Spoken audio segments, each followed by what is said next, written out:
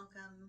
I'm Annie, founder of Wild Maven Wellness, and our practice for the full worm moon is just going to be some gentle meditative movement.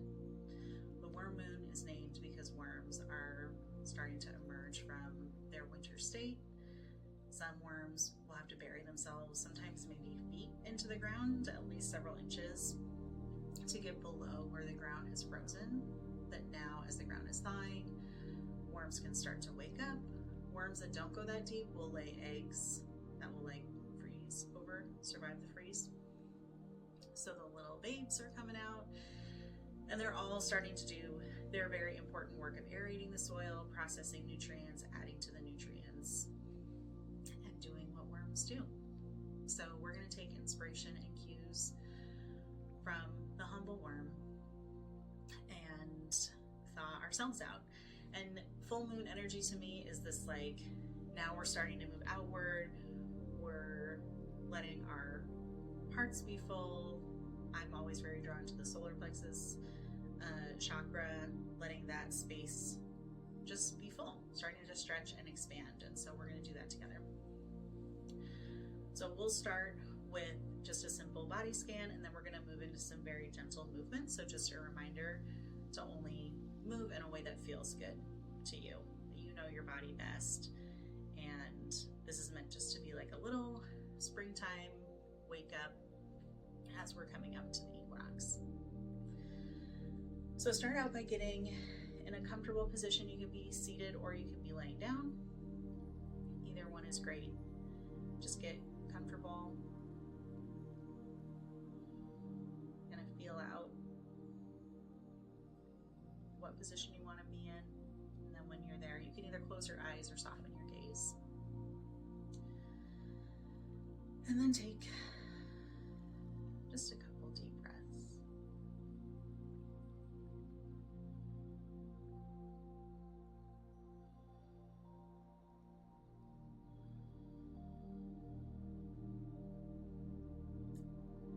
And now bring your attention to the crown of your head.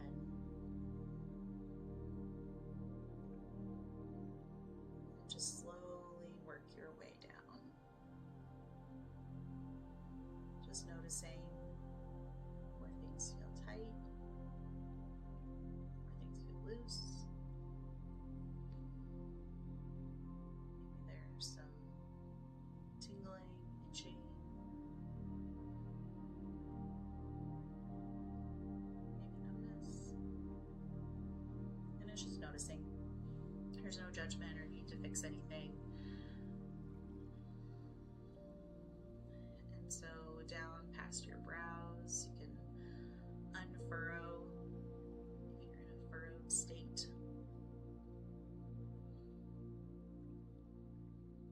Roll your eyes around a little bit. See how things feel. Notice if you're clenching your jaw. What would feel good to loosen that up a little bit. And as we're working our way down, head to toes, notice how you feel about each of these areas of your body, and also if there's a word of kindness or gratitude that you want to offer to your body.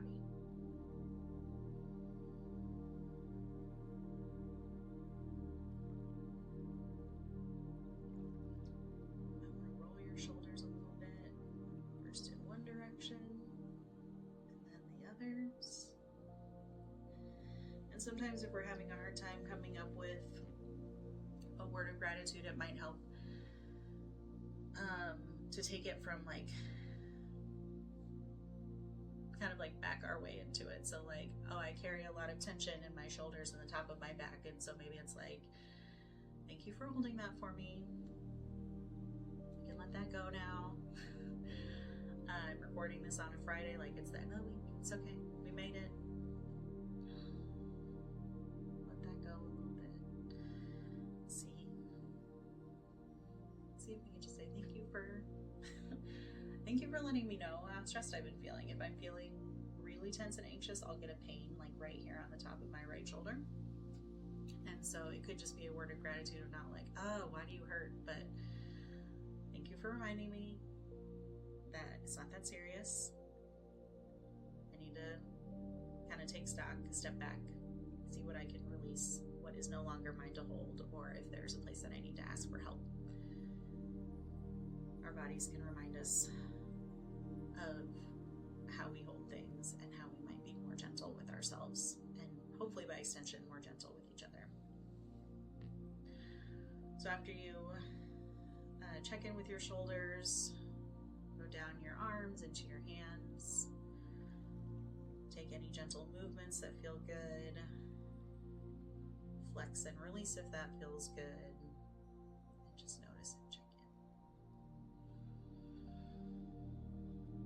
in. Come back up to the chest. You may want to lay a gentle hand over your heart. Offer a word of thanks. Heart, lungs. And as we go down the spine, any words of thanks to our internal organs, working hard all day, keeping us alive, working that metabolism, processing our foods.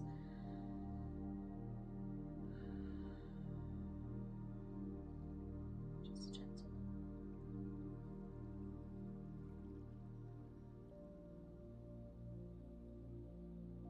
I say thank you, body, for taking care of me even when I don't always prioritize you. We come into the pelvic bowl. It holds so much for us in digestion, excretion, pleasure, reproduction. There's a lot going down in there. So any word of thanks or care. And the pelvis itself holds so much. It's really like the center of our skeletal system, right? That it's like connecting the top and lower half of our bodies. It has a lot of work to do to hold everything together, to hold us as we walk and move, sit, and lay down. And then as you go down through your legs, again, gentle movements, moving the ankles, flexing and releasing any muscle groups. Thank you for carrying me where I need to go.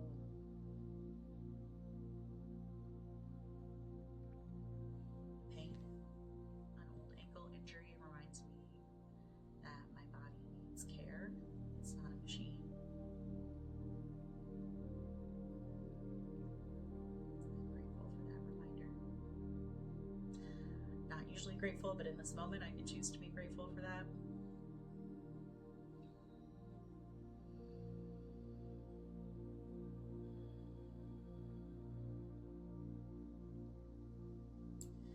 Now we'll start some gentle movements. So if there was anything, any spot that stood out to you as needing any like additional or particular care, a place that was feeling maybe neglected, tight, numb, unhappy, very happy, delighted, anything like that, whatever your body is feeling, see if there's movement that would feel good in that space. And try to take that there. I think I'll start. I'm gonna just put one, let me see this on the camera. Put one leg out and take a stretch in this direction. Switch sides. We'll take a little stretch in the other direction.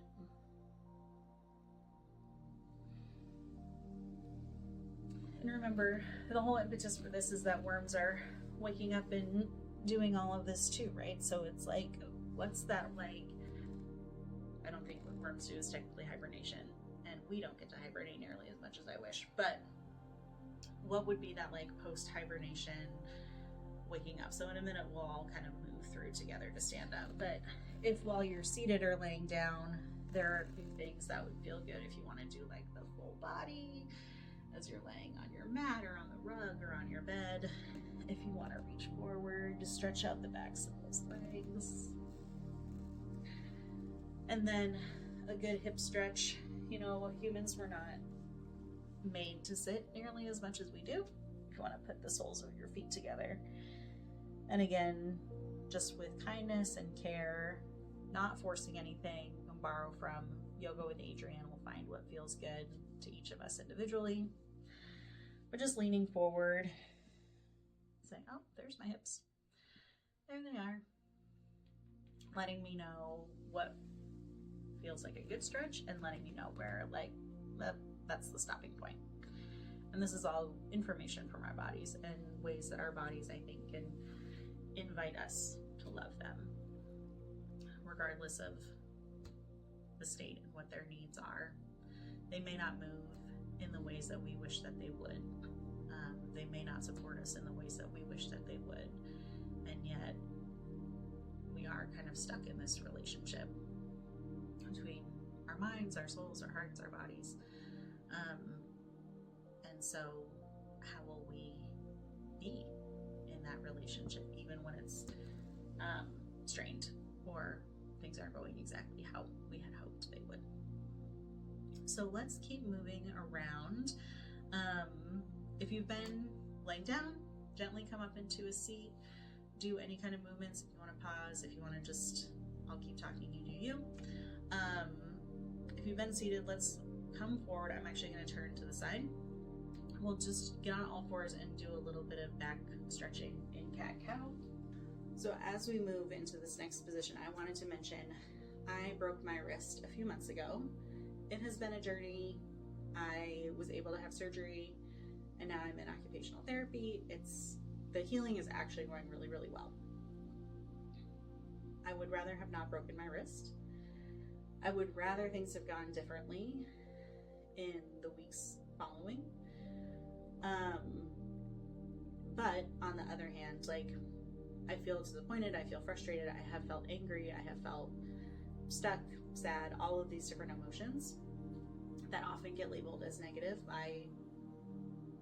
We could get into a whole different conversation about that, but I like not to label emotions however you feel about those, but that's also not the whole story. I also have been very well resourced. I had a lot of time to tend to my wrist. I had just left my full-time job, and so that was scary in the sense of like lack of insurance and lack of income. But on the other hand, I had a lot of time to like sit on the phone with insurance companies, and as soon as something opened in the schedule, I could jump on it and be there because I had that flexibility that a lot of people don't have. And even if I had been at my old job, I trust that like I could have taken sick time, and I could have worked with my team to make time for that, and that's also a privilege that a lot of people don't have. So I think sometimes we can get stuck in focusing on like one aspect of the story. And so what I want to invite us to is like a more holistic sense of story, right? The accident that I was in was not great. Like, I broke my wrist, but it also could have been much, much worse. And I feel really, really lucky, very fortunate that my injuries weren't worse. All I did was break my wrist. It's getting a lot better. So those are things that I'm holding for myself, and I offer that to you as an invitation also to like hold the complexity of the stories of our bodies. Because of course I wish I didn't break my wrist, but I'm really glad I didn't break my back. I wish I hadn't had to have surgery, but I'm glad that it went really well and that I had people to take care of me. And that's like fortunate that I had that. It's privileged that I had that. And my wrist isn't as recovered as I wish it was. It's not fully back to where I want it to be or what my goals are for it. But it still deserves love and kindness because she's working really hard. So that's just a note, especially as I'm going to go onto my wrist and feeling those limitations. And so I offer that as also like, let's practice that right now. I'll practice in front of you. Like, what kinds of like kindness and love do I want to send to my wrist, even as it's like actively communicating limitation through like strain or like, oh, that hurts, we're gonna stop there, right? Not actual pain, we would not do that. Okay, so on that note, we're gonna go into our cat-cow.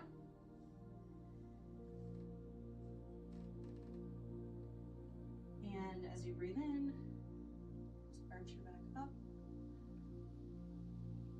Breathe out. Curl your back upwards. Belly button towards your spine. And then just loosening up.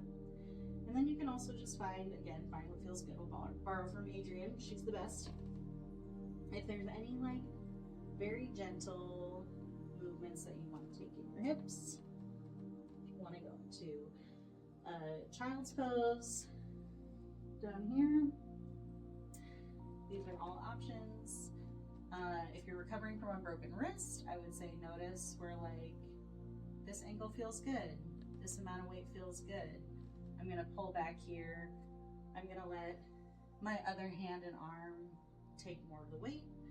I'm gonna move this girl in a way that feels good to her, and just say like, thank you for letting me work you so hard in therapy. You're making a lot of good progress. You're working really hard. It feels really good to be able to open jars, to carry grocery bags. All of that feels great, even though there's still tightness. There's still a ways to go on that journey. You can still be grateful for how far we've come since then.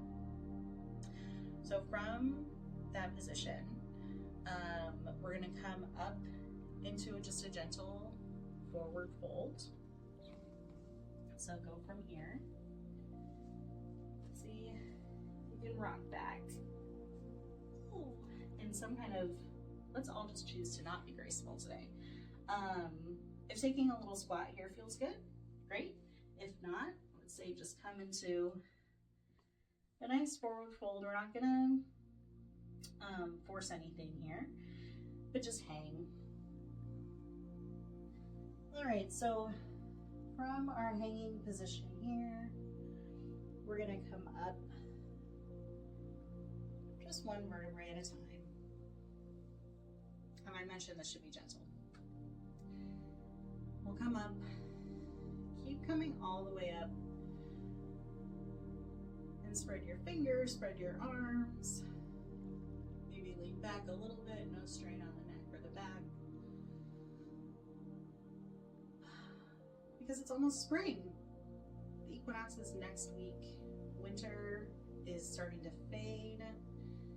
As I'm filming this, it is freezing and below freezing in Baltimore. But it's bright and sunny, and crocuses are starting to poke their little bodies out of the ground. And so are we. Whether we're ready or not, the seasons change.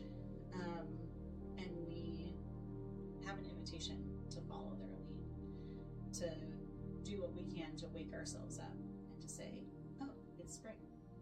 Spring in Baltimore is the best. And so we don't want to miss it. So as we're up here, I actually would encourage you to just spread your legs, spread your arms, and then get into a star pose, back, up, forward, whatever this looks like. We're taking up all of the space that we take up.